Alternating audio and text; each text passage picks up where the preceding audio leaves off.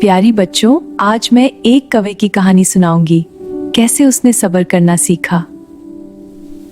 ये कहानी है एक कौवे की जो बहुत बेसब्रा था। ये एक छोटा सा कौवा था जो हमेशा हर चीज फौरन चाहता था।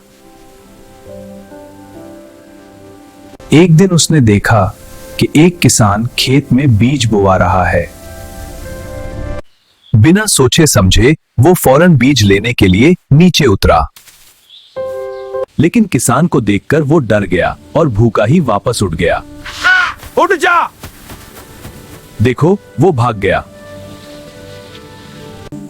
दूसरी परिंदे सब्र से इंतजार करते रहे और आराम से दाना खाते रहे।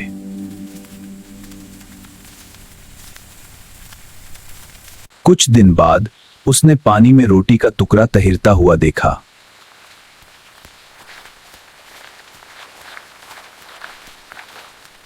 वो फिर से जल्दी में आया और बिना सोचे रोटी पकड़ने की कोशिश की।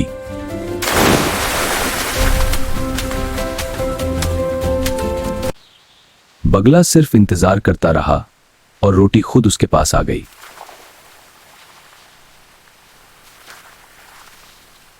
फिर एक दिन उसने आम के दरख्त पर कच्चे आम देखे।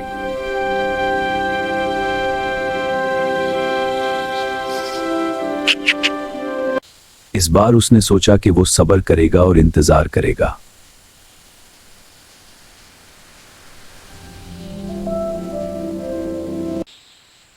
कुछ दिन बाद आम पक गए और मीठे हो गए।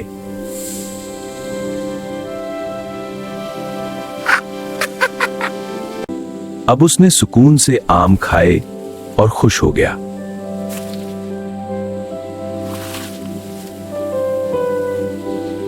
उसने सीखा कि सब्र करना वक्त जाया करना नहीं होता, बल्कि बेहतर चीज हासिल करना होता है।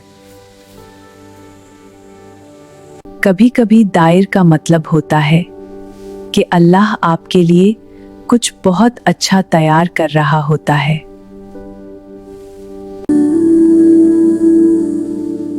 देखा बच्चों, सब्र का फल हमेशा मीठा होता है।